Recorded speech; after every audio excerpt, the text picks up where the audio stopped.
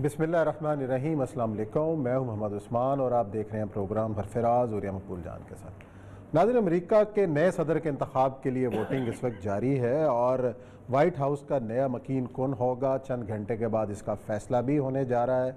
जो बाइडन कुर्सी सदारत संभालेंगे या ट्रंप बरकरार रहेंगे, ये आने वाले चंद घंटों में इसका फ़ैसला हो जाएगा। लेकिन साथ ही साथ खदशात भी जो है वो सर उठाने लगे हैं। कल भी हमने अपने प्रोग्राम में ये बात की, एक पिछले हफ्ते भी ये बात की, कैसी इतलात हैं कि वहाँ जो लोग हैं वो असला ख़रीदा जा रहा है बड़ा पिछले 1-2 महीने से। और असला किस लिए ख़रीदा जा रहा है कि अगर सदर ट्रंप इलेक्शन हारते हैं तो एक नई रिफ्ट शुरू हो सकती है, एक खाना जंगी का माहौल पैदा हो सकता है। और इतलात ये भी हैं कि न्यूयॉर्क और वाशिंगटन के अंदर जो बड़े बड़े सेंटर्स हैं उनकी हिफाजती इंतजाम सख्त कर दिए गए हैं और वहाँ पे लकड़ी का आगे बाड़ लगाई जा रही है। और जो नेशनल गार्ड्स हैं उनको जो है वो हाई अलर्ट कर दिया गया कि किसी भी सूरत हाल से निपटने के लिए वो तैयार रहे। होगा क्या, चंद घंटों बाद पता चल जाएगा। इस पर भी आज करेंगे बात। और आज एक अहम जो डेवलपमेंट हुई कि वज़ीर आज़म पाकिस्तान जनाब इमरान खान साहब ने सनतों के लिए खुसूसी पैकेज का ऐलान किया और ख़ास तौर पर जो बिजली की कीमत है उसको 50% यानी कि उनको कहा है कि ऑफ पीक रेट के ऊपर उनको फराहम की जाएगी फैक्ट्रियों को। इस हवाले से जो ताजर हैं, जो बड़े सरमायाकारी करने वाले लोग हैं, उनका क्या रद्द-ए-अमल है ये भी जानेंगे। बढ़ते हैं अपने पहले मौजू की जानिब कि अमेरिका के इंतखाबात क्या शक्ल इख्तियार करते हैं। हमें न्यूयॉर्क से ज्वाइन किया सीनियर साफ़ी माविज़ सदीकी साहब ने। अस्सलाम वालेकुम माविज़ भाई। कैसे हैं? और सब कैसे हैं आप? किसको वोट दे के आए? ये तो खैर पूछना नहीं चाहिए, लेकिन बहरहाल क्या चल क्या रहा है? पाकिस्तानी अमेरिकन मैं उनमें से जो अनडिसाइडेड वोटर हैं, अभी पोलिंग स्टेशन से जाके वापस आ गया। अच्छा, वोट नहीं डाला आपने? रश लगा हुआ, बाइकआउट तो नहीं कर दिया आपने? अच्छा मतलब एक तो ये 2-3 चीज़ें बड़ी इंपॉर्टेंट हैं। यार बात है, आप वहाँ बहुत एक्टिव हैं और आप बहुत वाइल्डली ट्रेवल्ड किस्म के, बहुत कम लोग अमेरिकन होते हैं जो इतना ट्रेवल करते हैं। एक तो ये है कि आप ये बताइएगा कि इस वक्त जो सिचुएशन है, कहते हैं कि अमेरिका की तारीख का सबसे ज़्यादा टर्नआउट हो रहा है। यानी इससे पहले कभी इतना टर्नआउट नहीं हुआ अमेरिका की तारीख का, जो अब टर्नआउट हो रहा है। दूसरा ये है कि इस वक्त मेरे साथ न्यूयॉर्क टाइम्स पढ़ा हुआ है, वाशिंगटन पोस्ट, बाकी अखबारें उठा लें। उसकी एक चीज़ है कि US police prepare for the election, अंदर से कभी किसी ने सोचा भी नहीं था। और ये इसकी जो लाइन आखिरी में पढ़ा, इफ द प्रेसिडेंट ट्रंप और the right wing media begins putting out the message that there is a voter fraud और something irregular that could do some, यानी वोटर फ्रॉड का कॉन्सेप्ट, इरेगुलर का और एस्टेब्लिशमेंट की इंटरफेरेंस का और बाकी चीज़ों का, ये फिक्रे कभी अमेरिकन डेमोक्रेसी में सुने नहीं थे। तो वो कहते हैं कि एक अनार्की की सिचुएशन जो है। आप इस वक्त बताइएगा कि इस वक्त पुलिस की प्रिपरेशंस क्या हैं, क्योंकि एक 12-13 घंटे के बाद सब कुछ सामने आ जाएगा। जी हाँ, पुलिस की प्रिपरेशन जैसे आपने कहा, ये पहली मरतबा ऐसे इंतखाबात हैं कि जिसमें एक खौफ की फजा है। हमने तो ये मेरा 4था-5वां इलेक्शन है जो मैं कवर कर रहा हूँ, लेकिन मैंने ये देखा है कि इतनी खौफ की फजा कभी नहीं थी। और जहाँ तक इल्जामात की बात है, और ये इल्जामात दोनों तरफ से लगाए गए हैं। इन पे भी लगाया गया कि इनकी रशिया ने मदद की थी, वो चाइना की मदद का इल्जाम लगाते हैं। तो ये राइट विंग मीडिया की अपनी बात अपनी जगह सही है, लेकिन ये बात भी है कि प्रिपरेशन जो है वो हो रही है पुलिस की सबसे ज्यादा। मेरे न्यूयॉर्क पुलिस में दोस्तों से काफी दोस्ती है, वहाँ के लोगों से भी मालूम हुआ। लेकिन एक तरफ रिपब्लिकन जो है ये बात कहते हैं कि भाई अगर फर्ज करें अगर जो बाइडन जीतता है या डोनाल्ड ट्रंप जीतते हैं, तो ये प्रिपरेशन जो है वो उसमें क्यों हो रही है, अपना डेमोक्रेटिक स्टेट्स में क्यों हो रही है, दोनों सूरतों में ये नुकसान पहुंचाने की। अच्छा, क्योंकि इससे पहले ब्लैक लाइफ मैटर में जो हुआ था उसका बहुत ज्यादा खौफ है। इससे पहले भी हंगामे हुए हैं, मतलब तोड़-फोड़ हुई है, लेकिन हमने कभी जिंदगी में, कभी अमेरिका ने शायद बहुत दिनों बाद जब से तरक्की हासिल की है उसके बाद ऐसे हंगामे देखे हों, और हमने भी न्यूयॉर्क में कभी इस तरह नहीं देखा। अगर आप मैनहट्टन चले जाएं तो घोस्ट टाउन लगता है, जो दुनिया की रौनक थी। तो वो जो टूट-फूट थी वो खौफ मौजूद है। प्लस ये कि देखिए दोनों मतलब जिस तरह वो इल्जाम लगा रहे हैं, तो इन्होंने भी अपने राइट विंग हामियों को कहा हुआ है कि आप तैयार रहें। अब इसका क्या मतलब था उसकी वजाहतें पेश करते हैं, लेकिन दूसरी तरफ जो है जवाबी देने के लिए तैयार हैं। लेकिन ये बात जरूर है कि डेमोक्रेटिक स्टेट में अगर दोनों सूरतों में क्या अपने आप को ही नुकसान पहुंचाएंगे, तो ये बड़ा एक सवालिया निशान है। पहली मर्तबा, यानी आप तसव्वुर नहीं कर सकते कि ज़ाहिर बात है कि हर चीज में एक ज़वाल होता है, सब कुछ होता है। लगता है कि एक तरक्की याफ्ता मुमालिक का इस तरह शायद मौत में 4 रियासतों के बारे में कहा जा रहा है कि मतलब लॉस वेगस है, आप देखें जुए का अड्डा है, दुनिया जहान के याची की जगह है, हर चीज़ वहाँ मौजूद है, क्या क्या कुछ नहीं गया। उसके बाद न्यूयॉर्क है, उसके बाद डीट्रॉइट है, शिकागो है, ह्यूस्टन है, लॉस एंजलिस है, यहाँ की पुलिस अलर्ट हुई है। अब लॉस एंजलिस जैसा बड़ा शहर कितना बड़ा, खुद ह्यूस्टन जो है उसमें कितनी बड़ी पॉपुलेशन जो है, और खुसूसन जो साउथ की उसकी पॉलिटिक्स जो है, खासतौर पर ट्रंप के साथ जितना वो साथ है सारे के, इस तरह लॉस एंजलिस जो है वो डेमोक्रेट्स की स्टेट्स रही है हमेशा से, कैलिफोर्निया से लेके नीचे तक। मुझे सिर्फ ये बताइएगा कि गुज़श्ता दिनों कुछ इमेजेस आए थे पूरी दुनिया के मीडिया के ऊपर कि बाकायदा लोगों ने मार्च किया है एज अ प्राइवेट मलेशिया, और प्राइवेट मलेशिया जो है वो शहरों के अंदर घूमा है और उन्होंने बाकायदा लॉ एंड ऑर्डर को मेंटेन किया है। सर ये बिल्कुल, ये दोनों तरफ से हुआ है, ये एक तरफ से नहीं हुआ बल्कि दोनों तरफ से हुआ है, और बाकायदा मार्च किए हैं और धमकियां दी गई हैं। ये ब्लैक मलेशिया की तरफ से भी हुआ है, लेकिन क्योंकि अभी तक देखें व्हाइट मलेशिया का अब तक जो है ना कोई नजर नहीं आता बधाई लूटिंग का, लेकिन वो बहुत खतरनाक पोजीशन पे हैं, सबसे ज्यादा असला उनके पास है। टेक्सास जो है, आपने टेक्सास की बात की, मैं टेक्सास की मिसाल देता हूँ, वहाँ पाकिस्तानियों को भी क्योंकि इजाजत है तो बहुत से लोगों को असला रखने का शौक है। अभी पिछले महीने की बात है, मैं टेक्सास में मौजूद था, मेरे जो दोस्त हैं उनको भी शौक है तो वो रेंज वगैरह पे जाते हैं। अब उन्होंने कहा कि जी मेरे पास मुझे गोलियां मतलब बुलेट्स खरीदनी है। अब वो कहते हैं कि यार मुझे 1 महीने से बुलेट्स नहीं मिल रही, और मैं हैरान था क्योंकि वो तो चने की तरह जाके ले लें। उसने एकदम जो है वो वेबसाइट पे देखा और एकदम उसने बताया कि वो सामने बराबर वाली दुकान, यहाँ से कोई 10 किलोमीटर दुकान पे वहां आई हुई है वो, तो मुझे लेके हम तेजी से वहां गए हैं और विद हाफ एन आवर उन्होंने अपने फेसबुक पे लगाया होगा, वहां हम जब पहुंचे तो वो बुलेट्स खत्म हो चुकी थी। ठीक है, असलहा इतना खरीदा गया है, बहुत से लोगों ने बेचना भी बंद कर दिया। इन्होंने मैक्सिको से ऑर्डर्स बनवाए यानी गोलियों के किए, तो एक खतरनाक सूरत हाल है। ऐसा शायद हो ना सके, मतलब देखिए अभी भी रियासत यहाँ मजबूत है, यहाँ एक निज़ाम है, यहाँ मतलब इजाजत तो देखिए है एक तरमीम के जरिए के असला मतलब रख सकते हैं, लेकिन बड़ी एक कॉम्प्लिकेटेड सिचुएशन है।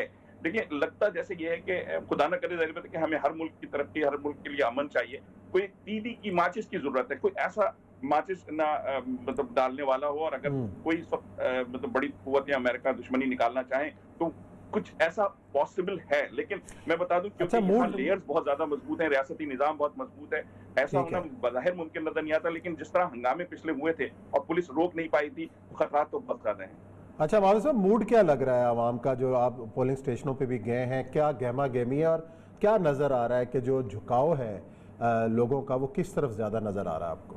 देखिए मैं तो डेमोक्रेटिक स्टेट्स में हूँ, तो यहाँ तो जो बाइडेन का है, लेकिन पहली मर्तबा मुझे पाकिस्तानी जो है वो ट्रम्प को नजर भी आए हैं। मतलब कल मुझे साहब ने कॉल की थी, मैंने अपना पोल करवाया था, और डोनाल्ड ट्रम्प कुछ जो है यहाँ पीटीआई के जो पुराने कुछ दोस्त हैं वो इमरान खान की मोहब्बत में डोनाल्ड ट्रम्प का साथ दे रहे हैं, तो मतलब उनके साथ ये बड़ी दिलचस्प बात कही है कि यहाँ पीटीआई अमेरिका में मुकीम पीटीआई के जो चाहने वाले हैं वो इमरान खान की मोहब्बत में डोनाल्ड ट्रम्प का साथ दे रहे हैं, आप ये कह रहे हैं?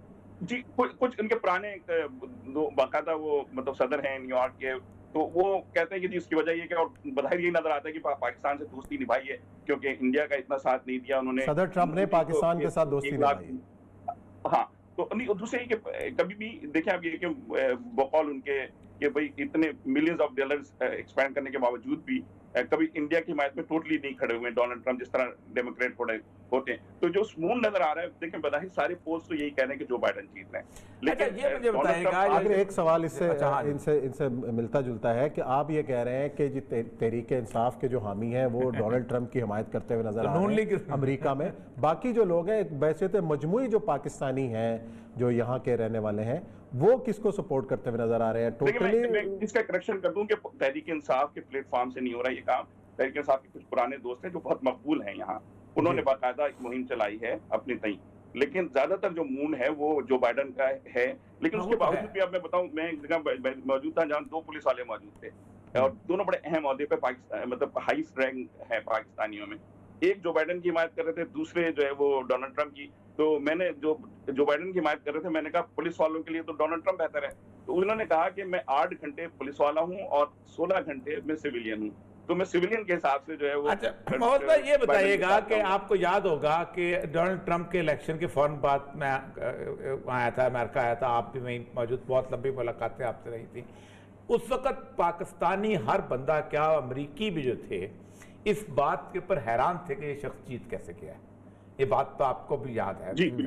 कोई बंदे किसी को यकीन नहीं आ रहा था, ना किसी जर्नलिस्ट को यकीन आता था, ना किसी एंकर पर्सन को यकीन आता था। इवन के यूनिवर्सिटीज़ के अंदर जो थे, मैं कोलंबिया यूनिवर्सिटी, बाकी यूनिवर्सिटी में गया था, किसी को, और एक खौफ की फिजा थी। अभी इसने जनवरी में अभी चार्ज नहीं संभाला हुआ था।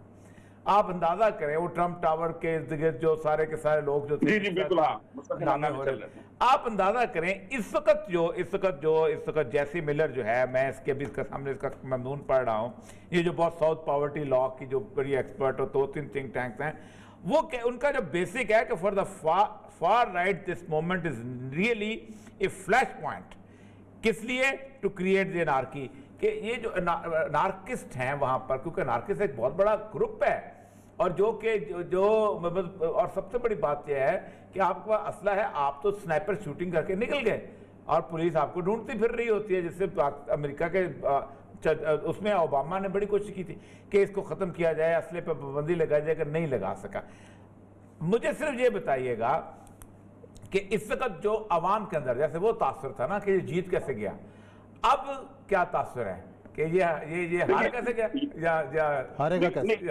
देखिए, इस वक्त आपकी जो बात सही है, जो डोनाल्ड ट्रंप साहब पहले दिन से सरप्राइज दे रहे हैं। आपको याद होगा कि जब वो प्राइमरी इलेक्शन था रिपब्लिकन का, उसमें सबसे आखिरी नंबर पे थे।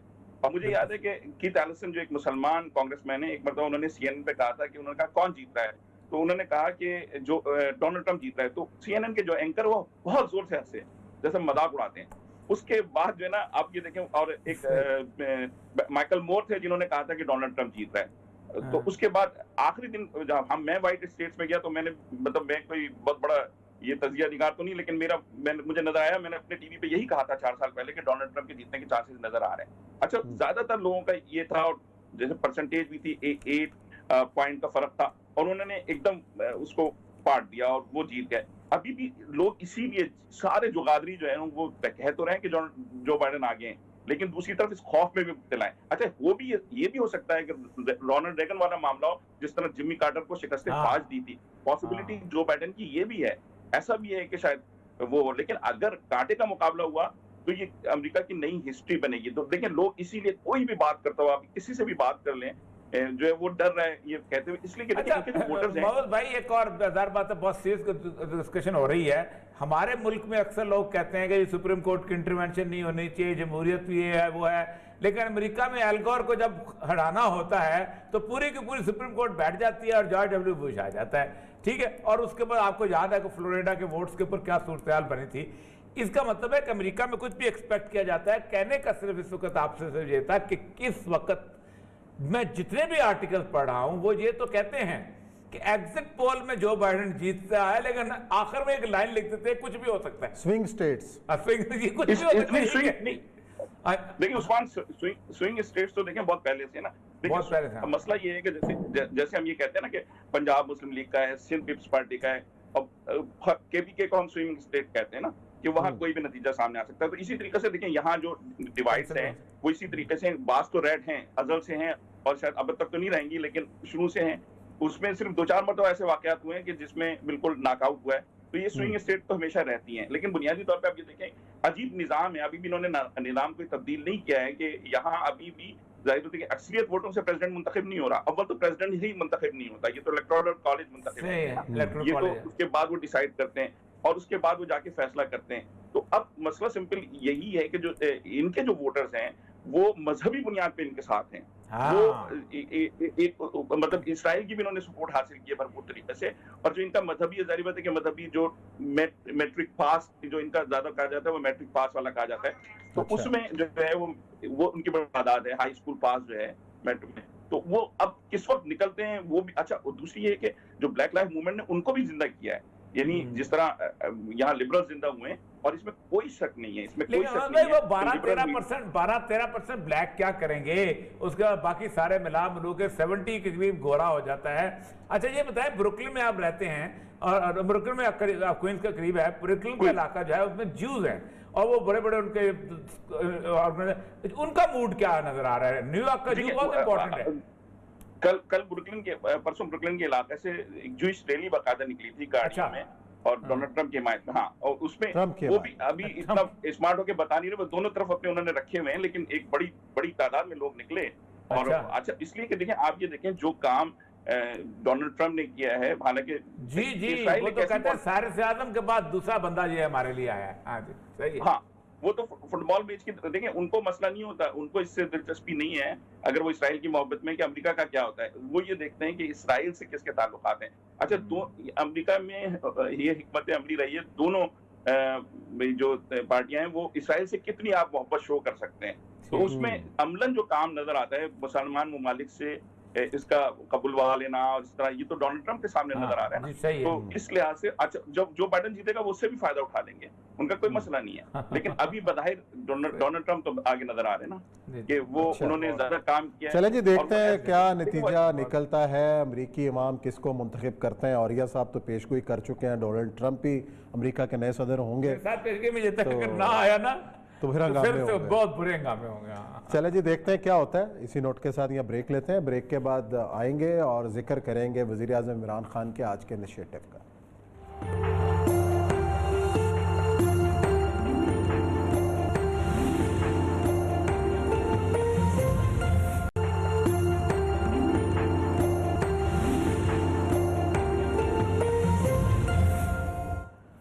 जी नाज़रीन, हरफराज में एक बार फिर खुशामदीद। वज़ीर-ए-आज़म पाकिस्तान ने आज सनतों के लिए खसूसी पैकेज का ऐलान किया और सबसे बड़ा ऐलान ये किया है कि जो 50% डिस्काउंट मिलेगा बिजली की कीमत के अंदर, इसका मईशत के ऊपर क्या असरात मुरतब होंगे। और कल जिस तरीके से उन्होंने गिलगित के अंदर खिताब किया था कि अब वो खुद ड्राइविंग सीट संभालेंगे और मईशत को ठीक करके दिखाएंगे।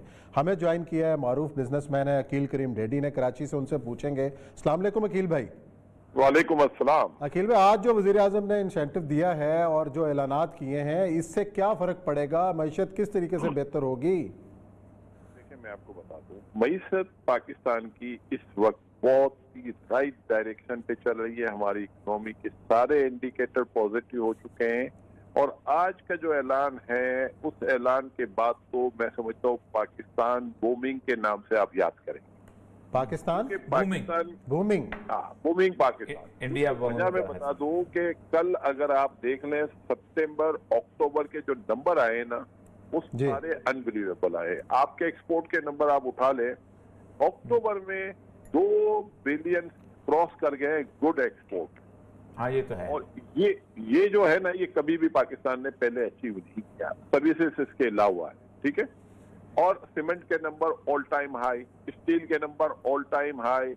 अब जो आपका एनर्जी, जो पाकिस्तान का सबसे बड़ा इशू है, जो एसएमईज का सबसे बड़ा इशू है, वो बेचारे महंगी बिजली की वजह से वो काम नहीं कर पा रहे थे। तो गवर्नमेंट ने उनको जो इंसेंटिव दिया है वो इतना बड़ा है कि मैं समझता हूँ जो बंदा अब 8 घंटे काम कर रहा है वो कोशिश करेगा 16 घंटे की शिफ्ट करने, क्योंकि उसको फायदा क्या होगा कि जो पिछली बिजली जो इस्तेमाल की है उसने लास्ट ईयर, उससे ऊपर जितनी भी बिजली इस्तेमाल करेगा हाफ रेट में गवर्नमेंट चार्ज करेगी, ठीक, तो उसकी कॉस्ट नीचे आ जाएगी।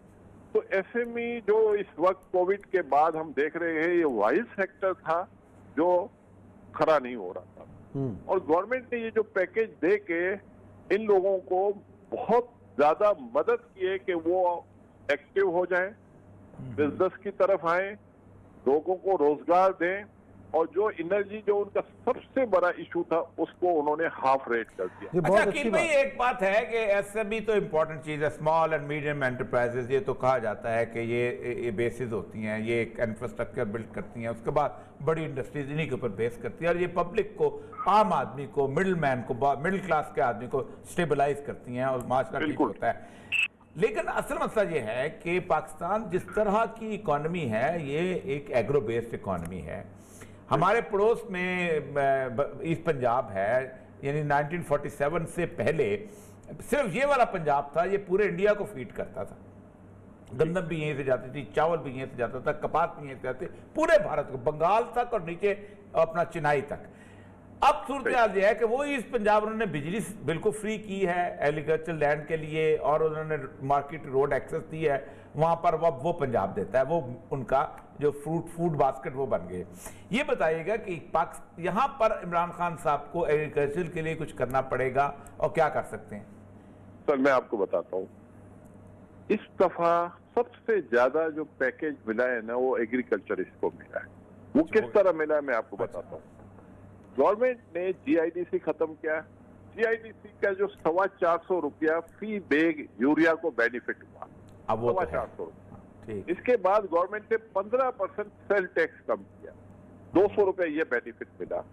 तो आप ये देखें कि 625 रुपए यूरिया की प्राइस कम हुई। 2100 रुपए की यूरिया आज 1640 रुपए पे मिलेगी। हालांकि हमारा डिवैल्यूएशन हुआ है, डिवैल्यूएशन से प्राइस बढ़ती है। तो गवर्नमेंट ने यूरिया की प्राइस कम की, उसकी वजह से रिकॉर्ड सेल हुई है यूरिया की पिछले 3 महीने। और अगर आप उनके फिगर ले लें तो ये शायद पहले कभी भी इतनी बड़ी सेल नहीं हुई है। अखिल भाई, पहले तो वाकई ऐसा नहीं हुआ, लेकिन ये भी ऐसा नहीं हुआ कि आवाम से जो शायद ज़रूरियाँ हैं, सब्जी है, आटा है, चीनी है, वो पहुंच से बाहर निकल गई हैं। इसके असरात कब नजर आएंगे आप? मैं आपको बताता हूँ।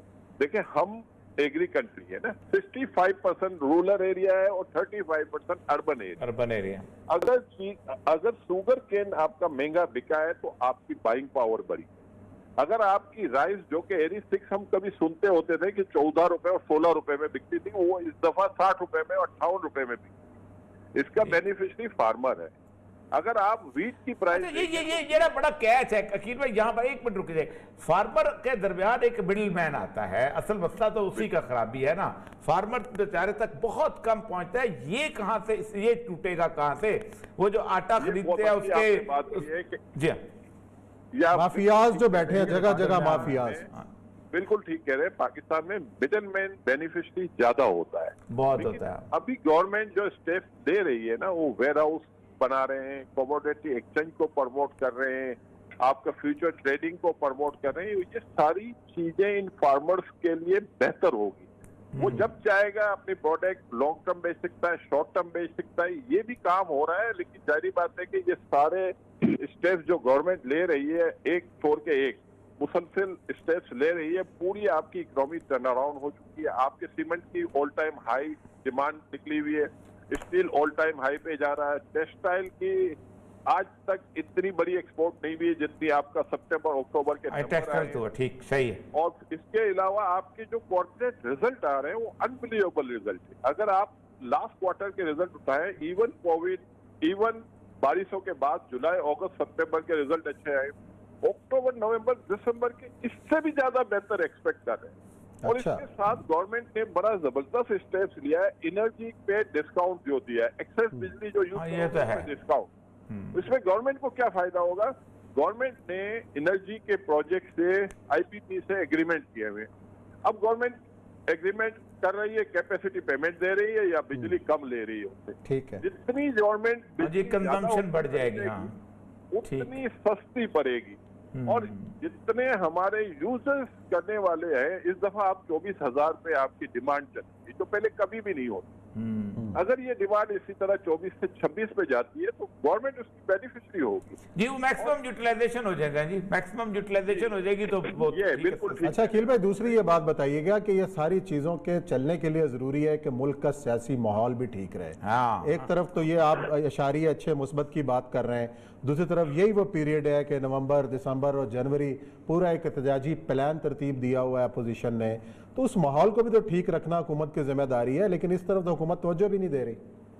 देखिए, मैं आपको बताता हूँ, पाकिस्तान में पॉलिटिकल स्टेबिलिटी अगर आप एक्सपेक्ट करते हैं तो मैं समझता हूँ कि हम हकीकत पसंद लोग नहीं है। कोई कभी हमने नहीं सुना कि कोई अच्छे को अच्छा कहे। अपोजिशन और गवर्नमेंट में जो फर्क है, गवर्नमेंट उनकी कोई अच्छी बात नहीं सुनने को तैयार, ना वो गवर्नमेंट की अच्छी बात सुनने को तैयार। वो अपनी बोल रहे हैं, वो अपनी बोल रहे हैं। सबकी अपनी अपनी जबान है और वो अपनी अपनी जबान से पीछे हटने को तैयार नहीं है। तो उधर सच्चाई की लड़ाई है नहीं। अब इस माहौल में अगर आपकी बिजनेस एक्टिविटीज बेहतर हो जाए, लोगों को रोजगार मिल जाए, लोगों को महंगाई से जान छूट जाए, तो ये बड़ी कामयाबी होगी। मैं ये समझता हूँ कि अगर पिछले 2 साल 3 साल पुराना रिकॉर्ड उठा ले, हर तीसरे दिन माल रोड पे फार्मर आके एहतजाज कर रहा था, आज भी कर रहा है, आज भी है, किसान आज भी हैं। नहीं सर, नहीं है, मैं आपको हकीकत बता रहा हूँ। अच्छा। अभी जितनी भी बाइंग हो रही है ना, आपकी गाड़ियां बिक रही है, आपकी डेवलपमेंट हो रही है Rural सारी रूरल एरिया में हो रही है। ये ठीक है, ये ठीक है। मैंने कल उसका देखा था चार्ट। हाँ जी। ये इंडिकेटर बहुत बड़ा है कि रूरल एरिया इस वक्त बहुत अच्छा परफॉर्म कर रहा है। अभी आप मुझे देखें, राइस की मैंने प्राइस बताई, अब गन्ने की प्राइस इस दफा 350 रुपए मिलेंगे। 1200 टन एक एकड़ में गन्ना होता है और 350 से 300 रुपए प्राइस ले लो, पर एकड़ ही 3.5 लाख रुपए बनती है। 50 लाख रुपए की यूरिया वगैरह पे खर्च हो जाता है। तो ये इनकम जो बढ़ी है ना, ये पहले नहीं बढ़ती। पहले यही गन्ना 70 रुपए से बिकता था, 150 रुपए के दर्जन, अब ये 300 में बिक रहा है। अब कॉटन की आप प्राइस देखें कि माशाल्लाह कितनी बढ़ गई है। लास्ट टाइम हमारी कॉटन इफेक्ट भी है, लेकिन इस दफा जिस तरीके से यूरिया की सेल बढ़ी है, अगली सारी क्रॉप आपकी। अच्छा, इसमें आखिरी सवाल पूछ लेते हैं कि यूरिया हमारा जो है ये नॉर्मली बहुत ज़्यादा स्मगल होता है। जो लोग बॉर्डर पे रहे हैं, मैं खुद भी एक अरसा तवील पोस्टिंग रही है, ये ताजिकिस्तान, उज़्बेकिस्तान, किर्गिस्तान तक जाता है ये यूरिया, जो खासतौर पर अफगानिस्तान। तो ऐसा तो नहीं होगा कि उस स्मगलिंग के अंदर वो पिलफरेज बहुत ज़्यादा हो जाए? नहीं, ये आप ठीक कह रहे हैं, ये आपने बहुत अच्छी बात की, क्योंकि जब रिकॉर्ड सेल होती है तो ये सेल जब आप गवर्नमेंट सब्सिडी देती है और सस्ती यूरिया बेचती है तो ये यहाँ से स्मगलर हो जाता है, क्योंकि आप इंपोर्ट करोगे तो 2200, 250, 2,500 की पड़ेगी, लोकल लोगे तो 1600 रुपए की। तो 100% आप ठीक कह रहे हैं कि कुछ यूरिया यहाँ से निकल जाएगी स्मगलिंग की सूरत में, क्योंकि सस्ती चीज है तो सस्ती चीज हर कोई खरीदना चाहता है। लेकिन आप ये देखें कि मैं कहता हूँ हमारी यूरिया की अपनी हम जो प्रोड्यूस कर रहे हैं वो बहुत बड़ी कर रहे हैं। मेरे ख्याल से हम 55 मिलियन। बहुत शुक्रिया अकील करीम डैडी साहब, हमें तफसील से बता रहे थे इमरान खान साहब ने जो आज इकदामात का ऐलान किया उसका मैशियत के ऊपर किस तरह असर पड़ेगा। यहाँ लेते हैं ब्रेक, और ब्रेक के बाद आएंगे और जिक्र करेंगे आज ऑस्ट्रेलिया में जो वाक़यात हुए उसका क्या रद्दमल हो सकता है और उसके नतीजे में क्या होगा, इस पर करेंगे बात ब्रेक के बाद।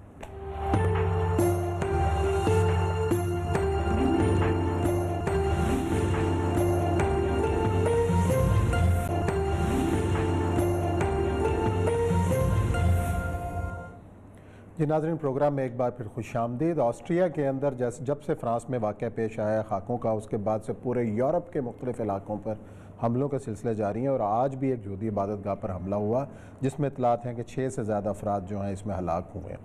और ये जो एक लहर चल पड़ी है, इसको अब कैसे रोका? मुझे तो ख्याल है कि मामला और ख़राब होते चले जाएंगे इस हवाले से। देखिए, ये पिछले साल नहीं बल्कि इस साल फरवरी से ये काम शुरू हुआ है।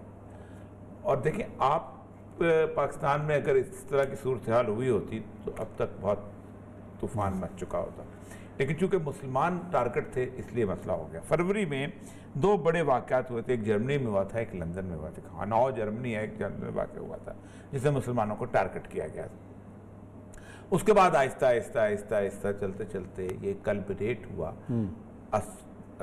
फ्रांस के अंदर।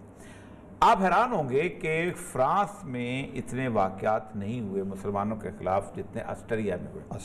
ऑस्ट्रिया में 540 केसेस हुए हैं मुसलमानों पर अटैक के एक साल के अंदर। और मसाजिद पर हमले बहुत हुए हैं। जी, मसाजिद पर 74% कहते हैं राइज है। इसका मतलब ये है कि उसके अगर 540 थे तो उससे पहले भी कम से कम 100 तो होते होंगे, 100-150 के करीब तो हर साल होते होंगे। जिस मुल्क के अंदर एक खास माइनॉरिटी के ऊपर 100-125 हमले होते हों, किसी का स्कार्फ खींचा जा रहा है, किसी को चाकू मारा जा रहा है, किसी को मस्जिद में कुछ किया जा रहा है, टोटल, और इतने बड़े केसेस जिस होते हो वहाँ पर अगर आप ना करें तो ये बहुत तकलीफ दे बात होती है। अच्छा, ऑस्ट्रो हंगेरियन जो है सूरत हाल, ये बड़ी अजीबोगरीब। ये बेसिकली ऑस्ट्रिया जो है ये कभी यूरोप का हार्ट होता था, यानी सारी के सारी जो ऑस्ट्रो हंगेरियन एम्पायर है जिसने फर्स्ट वर्ल्ड वॉर में जंग लड़ी और जो एक ज़माने में ऑर्थोडॉक्स चर्च के मुकाबले में एक जो नया एक चर्च निकाला था स्पेनिश वर्सेस, उसकी सेंटर उसका यहाँ पर इसी ऑस्ट्रो हंगेरियन में था। इसी जगह से फ्राइड भी पैदा हुआ, इसी जगह से हजाल पैदा हुआ। हजाल वो शख्स है कि जिसने सेहूनियत की बुनियाद रखी। ये वो शख्स है जिसने प्रोटोकॉल ऑफ द ज़ायनिज़्म लिखे थे, और ये वो शख्स है कि जिसने एक वर्ल्ड ज्यूरी बनाई थी, और जिस ज्यूरी के जितने भी अरकान थे, जब 1948 में इजराइल बना है तो वो सारे के सारे being the member of the jury Israel की पार्लियामेंट यानी कैंसर जिसको कहते हैं उसके रुकन बन गए थे। यानी आप बैठे हुए हैं कहाँ पर, जर्मनी में आप बैठे हुए हैं, फ्रांस में, फ्रांस के बेलवेल में बैठे हुए हैं, आप जर्मनी में बैठे हुए हैं, आप पिट्सबर्ग में रशिया में बैठे हुए हैं, और आप एकदम उसके मेंबर बन जाते हैं। यहाँ पर ज्यूज के खिलाफ मुसलमान भी और ईसाई भी बहुत मुस्तकिल इकट्ठे रहे हैं। आप अंदाज़ा करें कि इसी शहर के अंदर से मुसलमानों के हिसाब से, पाकिस्तान के हिसाब से एक बहुत बड़ी शख्सियत पैदा हुई थी, उसका नाम था अल्लामा मोहम्मद असद। अल्लामा मोहम्मद असद भी एक यहूदी घराने के अंदर पैदा हुए थे, और उनके दादा जो थे एक बहुत बड़े रबाई थे, सिनागोग वो चलाते थे, और वो चाहते थे कि उनका बेटा जो है, ये जो पोता जो है, ये रबाई बने, ये ज़हीन आदमी थे, ये जर्नलिस्ट बनना चाहते थे, निकल भाग के जर्मनी की लंबी कहानी है। और उसके बाद वो पाकिस्तान जब आए हैं, और जिस तरह वो पाकिस्तान में उन्होंने डिपार्टमेंट ऑफ इस्लामिक रिकन्स्ट्रक्शन खोला है और पाकिस्तान की तारीख के अंदर एक नया बाब रकम किया, वो कमाल चीज़ है। लेकिन यहाँ पर एक नफरत मौजूद है इसके अंदर। इस वक्त हुआ यह है कि फ्रांस के साथ यकजहती करने के लिए, जिस तरह चार्ली हेब्डो वाले वाक़े में पूरा यूरोप इकट्ठा हो गया था, इस वक्त पूरे का पूरे यूरोप के अंदर ये सारे के सारे लोग जो हैं इकट्ठे हुए हैं। हर एक ने फ्रेंच प्रेसिडेंट के उस चीज़ को सपोर्ट किया है जिसको उसने, उस बंदे को जो शीशान का बंदा मरने वाला था, कत्ल किया था, उस टीचर को जब उन्होंने खड़ा किया तो उन्होंने साथ किया। उसके बाद हुआ ये है कि जिस वक्त तो खाके आए हैं, तो खाकों के साथ तो यह है कि मैं आप तो नहीं जानते, लेकिन यूरोप में जो बंदा भी जहाँ कहीं भी है, वो फ्रेंच लैंग्वेज ऐसी चीज़ है कि जो इंग्लिश के बाद सबसे ज़्यादा जानी जाती है। सही, ठीक, तो वो उनको तो सारे के सारे टीवी भी उनके सामने, यूरोपियन यूनियन का सामने नजर आ रहा होता है, EU का चैनल भी चल रहा होता है, और रोज वो देखते हैं। तो उसमें ये ऑस्ट्रिया जो था, ऑस्ट्रिया अपने तरफ पहले जर्मनी का हिस्सा होता है। इस बहुत बड़ा जो एक आदमी और है जो इसी इलाके के अंदर पैदा हुआ था, उसका नाम था हिटलर। अच्छा, हिटलर भी इसी वियना, ये बड़ा हैरान कुन शहर है। पाकिस्तान, ईरान, इन सारे जो लखनऊ की तहजीब है, उस तहजीब से भी कई गुना बड़ी तहजीब कहते हैं इसकी थी कि एक आपने होटल में खाना खाने जाते थे तो 13 जगह आपको टिप देनी पड़ती थी। अच्छा, इसको टिप दे, फिर उसको टिप दे, फिर उसको, फिर लेकिन ये देखें ना, इसमें एक चीज़ मिसिंग नजर आती है, और ये सब कि कोई पॉप है वहाँ पे जो ईसाइयत के हैं, सुन्नियत के, वो क्यों नहीं सामने आते इस क्लैश को रोकने के लिए? नहीं आएंगे। उसकी एक बुनियादी वजह ये इसलिए नहीं आएंगे कि उन्होंने, जिस तरह हमारे मौलवी ने पाला होता है ना लोगों को शिया सुन्नी के ऊपर, तो वो भी उनका भी इसी में है कि ये लड़ाई चलती रहे। 700 साल 800 साल की तारीख है, मारना है इन्होंने। हमारे यहूदियों को कहते हैं उन्होंने हमारा हज़रत ईसा को स्लीप चढ़ाई है, मुसलमानों को कहते हैं हमारा बैतुल मक़दस पकड़ा हुआ। तो और आप एकदम उसके मेंबर बन जाते हैं। यहाँ पर ज्यूज के खिलाफ मुसलमान भी और ईसाई भी बहुत मुस्तकिल इकट्ठे रहे हैं। आप अंदाज़ा करें कि इसी शहर के अंदर से मुसलमानों के हिसाब से, पाकिस्तान के हिसाब से एक बहुत बड़ी शख्सियत पैदा हुई थी, उसका नाम था अल्लामा मोहम्मद असद। अल्लामा मोहम्मद असद भी एक यहूदी घराने के अंदर पैदा हुए थे, और उनके दादा जो थे एक बहुत बड़े रबाई थे, सिनागोग वो चलाते थे, और वो चाहते थे कि उनका बेटा जो है, ये जो पोता जो है, ये रबाई बने, ये ज़हीन आदमी थे, ये जर्नलिस्ट बनना चाहते थे, निकल भाग के जर्मनी की लंबी कहानी है। और उसके बाद वो पाकिस्तान जब आए हैं, और जिस तरह वो पाकिस्तान में उन्होंने डिपार्टमेंट ऑफ इस्लामिक रिकन्स्ट्रक्शन खोला है और पाकिस्तान की तारीख के अंदर एक नया बाब रकम किया, वो कमाल चीज़ है। लेकिन यहाँ पर एक नफरत मौजूद है इसके अंदर। इस वक्त हुआ यह है कि फ्रांस के साथ यकजहती करने के लिए, जिस तरह चार्ली हेब्डो वाले वाक़े में पूरा यूरोप इकट्ठा हो गया था, इस वक्त पूरे का पूरे यूरोप के अंदर ये सारे के सारे लोग जो हैं इकट्ठे हुए हैं। हर एक ने फ्रेंच प्रेसिडेंट के उस चीज़ को सपोर्ट किया है जिसको उसने, उस बंदे को जो शीशान का बंदा मरने वाला था, कत्ल किया था, उस टीचर को जब उन्होंने खड़ा किया तो उन्होंने साथ किया। उसके बाद हुआ ये है कि जिस वक्त तो खाके आए हैं, तो खाकों के साथ तो यह है कि मैं आप तो नहीं जानते, लेकिन यूरोप में जो बंदा भी जहाँ कहीं भी है, वो फ्रेंच लैंग्वेज ऐसी चीज़ है कि जो इंग्लिश के बाद सबसे ज़्यादा जानी जाती है। सही, ठीक, तो वो उनको तो सारे के सारे टीवी भी उनके सामने, यूरोपियन यूनियन का सामने नजर आ रहा होता है, EU का चैनल भी चल रहा होता है, और रोज वो देखते हैं। तो उसमें ये ऑस्ट्रिया जो था, ऑस्ट्रिया अपने तरफ पहले जर्मनी का हिस्सा होता है। इस बहुत बड़ा जो एक आदमी और है जो इसी इलाके के अंदर पैदा हुआ था, उसका नाम था हिटलर। अच्छा, हिटलर भी इसी वियना, ये बड़ा हैरान कुन शहर है। पाकिस्तान, ईरान, इन सारे जो लखनऊ की तहजीब है, उस तहजीब से भी कई गुना बड़ी तहजीब कहते हैं इसकी थी कि एक आपने होटल में खाना खाने जाते थे तो 13 जगह आपको टिप देनी पड़ती थी। अच्छा, इसको टिप दे, फिर उसको टिप दे, फिर उसको, फिर लेकिन ये देखें ना, इसमें लेकिन एक चीज मिसिंग नजर आती है और ये सब कि कोई पॉप है वहाँ पे जो ईसाइयत के हैं, सुन्नियत के, वो क्यों नहीं सामने आते इस क्लैश को रोकने के लिए? नहीं आएंगे। उसकी एक बुनियादी वजह ये इसलिए नहीं आएंगे कि उन्होंने, जिस तरह हमारे मौलवी ने पाला होता है ना लोगों को शिया सुन्नी के ऊपर, तो वो भी उनका भी इसी में है कि ये लड़ाई चलती रहे। 700 साल 800 साल की तारीख है, मारना है इन्होंने। हमारे यहूदियों को कहते हैं उन्होंने हमारा हज़रत ईसा को सलीब चढ़ाई है, मुसलमानों को कहते हैं हमारा बैतुल मक़दस पकड़ा हुआ है। तो वो